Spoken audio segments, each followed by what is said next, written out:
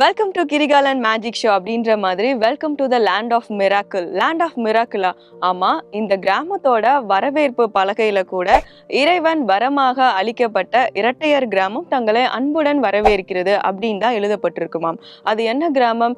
கேரளால இருக்க the famous twin down பத்தி தான் இன்னைக்கு நம்ம பார்க்க போறோம். ஏன்னா அங்க வந்து ட்வின்ஸ் எவ்ரிவேர்.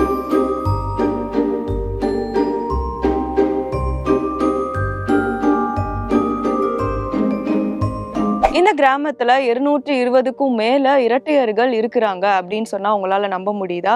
ஆனா அதுதான் உண்மை. கேரளாவின் மலப்புரம் மாவட்டத்துல இருக்க கோதின்கி கிராமத்தோட சிறப்பே என்னன்னா, இந்த மாதிரி நிறைய இரட்டை குழந்தைகள் பிறக்கிறது தானா. நம்ம குடும்பத்துல யாருக்காவது ட்வின்ஸ் பிறந்துட்டாங்கன்னா வா அப்படின்னு இருக்கும். ஆனா அவங்க கிராமத்துல யாருக்காவது ட்வின்ஸ் பிறந்துட்டாங்கன்னா அது ஒரு சாதாரணமான விஷயம் தானா. ஏன்னா அங்க ஒவ்வொரு குடும்பத்திலையும் தலைமுறையா இரட்டையர்கள் பிறக்கிறது வழக்கம் தானா. உலக நிலவரப்படி 1000 குழந்தைகள் பிறந்திருக்காங்கன்னா அதுல 4 பேர் மட்டும்தான் இரட்டையர்களா பிறப்பாங்க. இந்திய நிலவரப்படி 1000த்துல 9 பேர் வந்து இரட்டை குழந்தைகளா பிறப்பாங்க.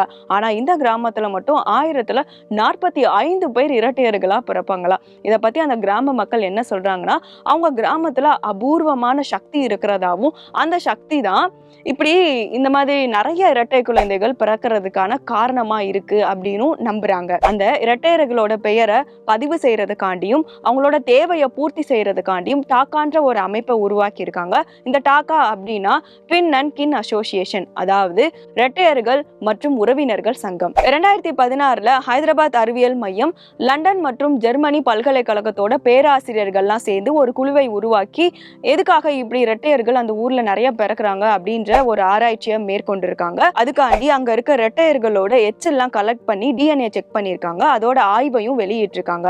அந்த ஆய்வுல காமனா ஜீன், அதாவது பரம்பரை தான் ரீசனா இருக்கும் அப்படின்னு சொல்லப்பட்டாலும், அந்த கிராமத்துல இருக்கக்கூடிய காற்று, அது மட்டும் இல்லாம அந்த மக்கள் குடிக்கக்கூடிய தண்ணி, இது மாதிரி காமனா இருக்கக்கூடிய ஏதோ ஒண்ணுதான் இப்படி நிறைய இரட்டையர்கள் பிறக்க தூண்டுது அப்படின்ற ஒரு எண்ணம் ஆழமா பரவி இருக்கு. ஆராய்ச்சியாளர்களால இதுதான் பர்டிகுலர் ரீசன் அப்படின்னு சொல்ல முடியல, ஒரு சரியான பதில் கிடைக்கல அப்படின்றதுதான் உண்மை. இங்க இருக்க இரட்டையர்களுக்கு ஏதாவது குறைபாடு இருக்கா அப்படின்னும், இல்ல அவர்களை பெற்ற தாய்க்கு உடல் சம்பந்தமா உடற்கூறு மாறுபாடு அப்படின்னு ஏதாவது இருக்கான்னு பார்த்தப்போ எதுவுமே கிடையாது. இந்த கிராமத்துல மட்டும்தான் இப்படி நிறைய இரட்டையர்கள் இருக்கிறாங்களா அப்படின்னு பார்த்தா அதுவும் கிடையாது. தெற்கு வியட்நாம்ல இருக்க ஹங்லாங் காமியூன்ற பகுதியிலையும், நைஜீரியாவில இருக்க இக்போ ஓரான்ற பகுதியிலையும், பிரேசில்ல இருக்க காண்டிடோ கோடான்ற பகுதியிலும் அதிக அளவுல இரட்டையர்கள் பிறந்துள்ளனர். இதோட அறிவியல் பின்னணியை ஒரு குழு ஆராய்ச்சி செஞ்சுட்டு வந்துட்டு இருக்காங்க.